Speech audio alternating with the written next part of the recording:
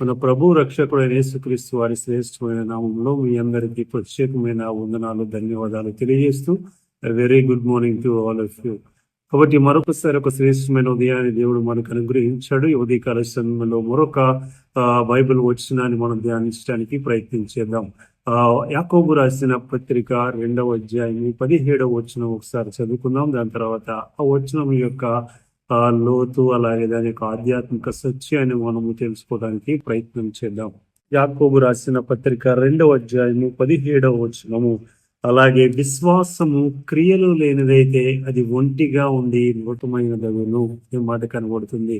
యాకోబు మరొకసారి మనకి ఒక పెద్ద ప్రశ్న మన ముందు ఉంచుతున్నాడు. అలాగే ఒక పెద్ద సంగతిని మనకు తెలియజేస్తూ ఉన్నాడు. విశ్వాసము క్రియారూపకంగా లేకపోతే, అసలు క్రియ అంటే ఏంటి అని ఒకసారి మనకు జ్ఞాపకం చేసుకుంటే, క్రియ అంటే ఒక పని, అది ఒక వర్బ్ కాబట్టి అదొక పనిని సూచిస్తుంది. ఏం పని సూచిస్తుంది అంటే దేవుని యొక్క పనిని సూచిస్తుంది. అంటే దేవుని పని చేయలేని విశ్వాసము వ్యర్థము అని అక్కడ మనకి క్లియర్ గా కనబడుతుంది. కాబట్టి ఏంటి దేవుని పని అనే విషయాన్ని మనం లోతుగా ధ్యానం చేస్తే, దేవుడు ఏమైతే మనకు చెప్తూ వస్తున్నాడో, ఒక క్రైస్తవునిగా నీ బాధ్యత ఏంటి?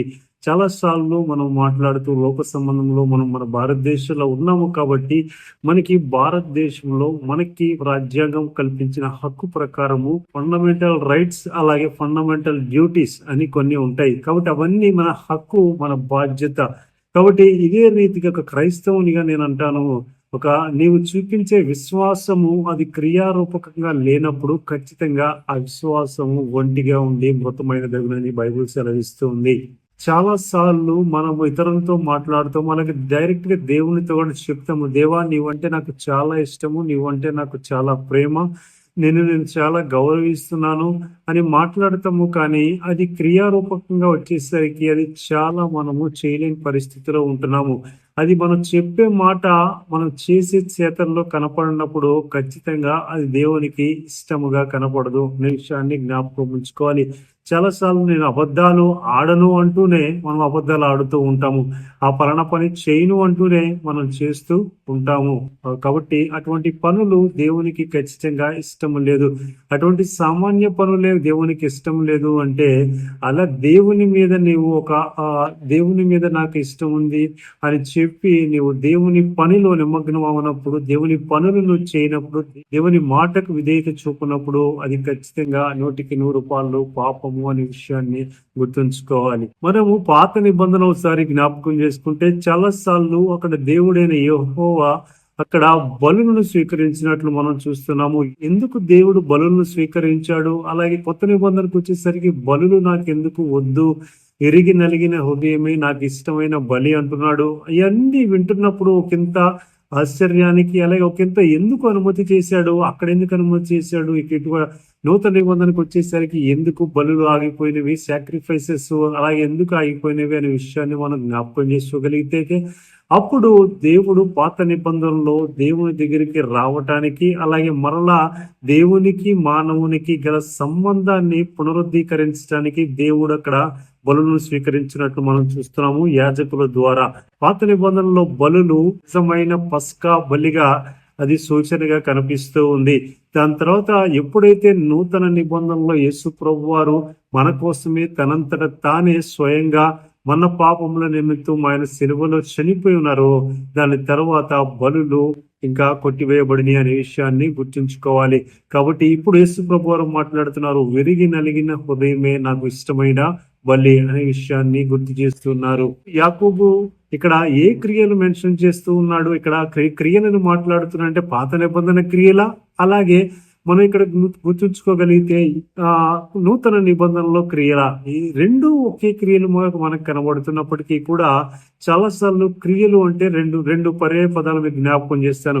ఒకటి సత్క్రియలు, అలాగే మంచి క్రియలు, అలాగే దుష్క్రియలు అంటే చెడ్డ క్రియలు అనే పదం మనకు కనబడుతుంది. కాబట్టి ఏ క్రియలు చేయాలి? దేవునిపై విశ్వాసం ఉండాలంటే ఎప్పుడు కూడా మనకు తెలుసు సత్క్రియలు, మంచి క్రియలు చేయాలి అని. కాబట్టి ఎటువంటి మంచి క్రియలు చేస్తే నాకు నిజంగా విశ్వాసము ఉంది అని ఒక వ్యక్తి నమ్ముతాడు, అలాగే ఒక సంఘం నమ్ముతుంది, అలాగే నాకు నేను సంతృప్తి చెందుతాను, అలాగే దేవుణ్ణి సంతృప్తి పరచగలను అని అనుకుంటే మనం చాలా జాగ్రత్తగా ఆలోచించుకోవాలి. ఏ క్రియలు మనం మన విశ్వాస జీవితంలో అవలంబించుకోవాలి, వాటిని పాటించాలి అంటే మొట్టమొదటిగా దేవుని చిత్తానికి లోబట్టడానికి, అలాగే దేవుని మాటకు విధేయత చూపటము, అలాగే దేవుని వాక్యాన్ని మనము అనుసరించటము, అలాగే సంఘానికి క్రమం తప్పకుండా రావటము, సంఘ కార్యక్రమాల్లో పాల్గొనటము అనే విషయాన్ని గుర్తుంచుకోవాలి. చాలా సార్లు సంఘానికి చాలా మంది వస్తాము, కానీ అందరము అన్ని పనులు చేయలేము. కాబట్టి ఎందుకు ఇది మరొకసారి జ్ఞాపకం చేస్తుంటే, సంఘానికి నీ ద్వారా నేను ఒక మంచి మాట నేను వింటున్నాను ఒక బెంగళూరు నుంచి వచ్చిన దైవజనుడి నోట.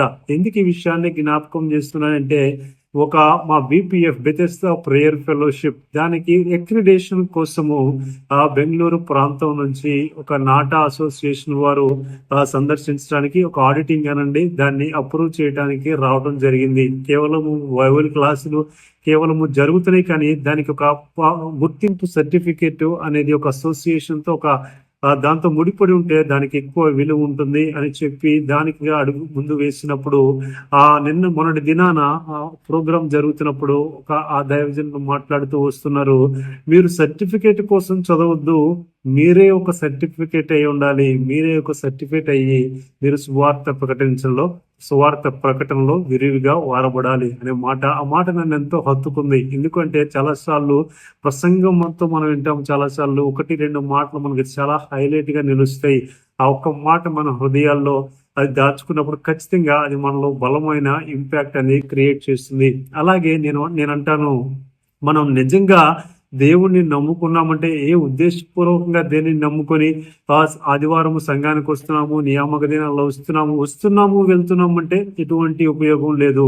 నా వల్ల సంఘానికి ఏమి లాభము, సంఘం వల్ల నాకేమి లాభము, నా వల్ల దేవునికి ఏమి లాభము, దేవుని వల్ల నాకేమి లాభము, దేవుని వల్ల నీకేమి లాభం కలుగుతుంది, ఖచ్చితంగా ఆయన నిన్ను నిత్య రాజ్యానికి పాత్రుడుగా చేయగలుగుతున్నాడు. అది మొట్టమొదటి లాభము. నా వల్ల దేవునికి ఏం లాభం అంటే నశించిపోయిందని వెదకి రక్షించడానికి ఆయన వచ్చినాడు. ఒక ఆత్మ దేవుని సన్నిధికి చేరింది అని అంటే దేవుడు ఎంతో సంతోషపడతాడు.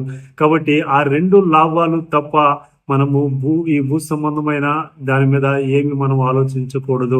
కాబట్టి ఈ విషయాన్ని మనం జ్ఞాపకం ఉంచుకోవాలి. మంచి క్రియలు, దుష్క్రియలు అంటే దేవుడు ఏమైతే చెప్తున్నాడో వాటిని విసర్జించటము. మంచి క్రియలు అంటే దేవుడు ఏవైతే చెప్తున్నాడో మంచి క్రియలు అవి మనము చేయటము. అవి మంచి క్రియలు మీకు ఆల్రెడీ నేను జ్ఞాపకం చేస్తున్నాను. ఆ క్రియలన్నీ చేసినప్పుడు మాత్రమే నీకు నిజమైన విశ్వాసివి, అలాగే నీకు నిజమైన విశ్వాసము ఉంది అని ఇతరులు నమ్ముతారు, అలాగే సంఘము నమ్ముతుంది, అలాగే ముఖ్యంగా దేవుడు ఎదుట నువ్వు యథార్థత కలిగి జీవించిన వ్యక్తి అవుతావు అనే విషయాన్ని మనం గుర్తుంచుకోవాలి.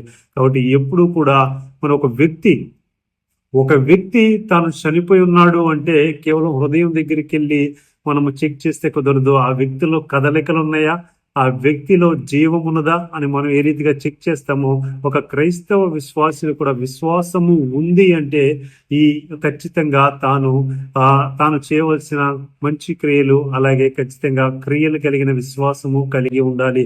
పాత నిబంధనలో మనం చూసుకుంటే నోవాహును చూసుకున్న, అబ్రహామును చూసుకున్న, నోవాహు అలాగే దేవుడు ఎప్పుడైతే జలప్రలయము రాబోతా ఉంది, నీవు ఓడను నిర్మించున్నప్పుడు ఆ మాటను నమ్మి దేవుని యందు విశ్వాసం ఉంచి దాన్ని క్రియారూపకములో చూపించి ఓడను నిర్మించినట్లు మనము చూస్తున్నాము. అలాగే అబ్రహామును తీసుకున్న, నీ దేశము నుండి నీ ప్రాంతము నుండి నీవు సమస్తమును సర్దుకొని నేను చూపించు దేశానికి వెళ్ళు అని మాట్లాడుతున్నప్పుడు అబ్రహాము కూడా దేవుని మాటను నమ్మి విశ్వసించి ఆ రీతిగా ముందుకు అడుగులు వేసి తన విశ్వాసాన్ని క్రియారూపకంగా ప్రదర్శించినట్లు మనం చూస్తున్నాము. కాబట్టి మనం కూడా దేవుని మాట వింటున్నప్పుడు, ఆయన వాక్యాన్ని ధ్యానిస్తున్నప్పుడు, అలాగే ఆయన ఏం చేయమంటున్నాడు, మనం చేయాల్సిన క్రియలేంటి అనే విషయాన్ని చాలా జాగ్రత్తగా మనం జ్ఞాపకం చేసుకొని ఆ క్రియారూపకమైన విశ్వాసాన్ని మన జీవితంలో చూపించగలిగితే ఇతరులకు కూడా మార్గదర్శిగా, ఇతరులకు కూడా ఒక గొప్ప క్రైస్తవునిగా మనం కనపడగలము. మనం కూడా ఒక సర్టిఫికేట్ లాగా కాదు, ఒక యంత్రం లాగా కాదు, కానీ నీవే నిజమైన బలమైన ఒక క్రియలు కలిగిన విశ్వాసిగా మనకి సంఘంలోను సమాజంలో కనపడతావు. ఈ ద్వారా ఒక ఆత్మ నీ అకౌంట్ లోకి వెళితే దేవుడు ఇంకా సంతోషించే వ్యక్తిగా కనబడుతున్నాడు. ఇంకొక చిన్న విషయాన్ని నేను చెప్పి నేను ముగిస్తాను. పెట్టే వీడియోను మన వీడియోని దయచేసి మీరు ఎవరైతే ఫోన్లు ఉన్నాయో, వాట్సాప్లు ఉన్నాయో ఖచ్చితంగా మీరు షేర్ చేసుకోండి.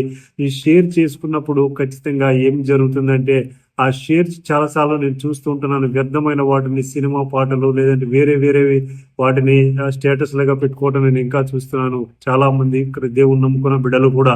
కానీ అటువంటి పని మనం ఖచ్చితంగా చేయకుండా దేవుని వాక్యాన్ని, ఒక వాగ్దానాన్ని, ఇటువంటి వాగ్దానాన్ని మనము షేర్ చేసుకొని వాట్సాప్ స్టేటస్లో కానీ ఎక్కడైనా మనం అప్లోడ్ చేసుకున్నట్లయితే, వాటిని మన గ్రూప్లో ఉన్న అన్యులైతే కానివ్వండి, దేవుణ్ణి నమ్మని వారైతే కానివ్వండి, వారు ఒక వాక్య భాగాన్ని చూసినప్పుడు ఖచ్చితంగా వారిలో ఒక ఉద్యమం రగిలినప్పుడు దాన్ని క్లిక్ చేయడానికి అవకాశం ఉంటుంది. ఆ వాక్యము విన్నప్పుడు ఖచ్చితంగా ఒక ఆత్మ నిజంగానే దేవునికి రక్షింపబడినట్లయితే ఆ అకౌంట్ ఖచ్చితంగా నీలోను వెళ్తుంది, నాలోను వెళ్తుంది అనే విషయాన్ని గుర్తుంచుకోవాలి.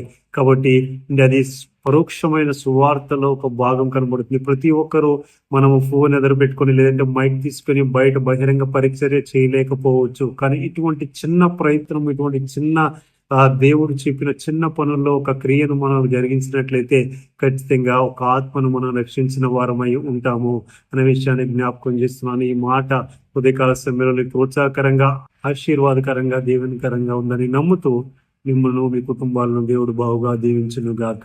ఆమేన్. ఆమేన్.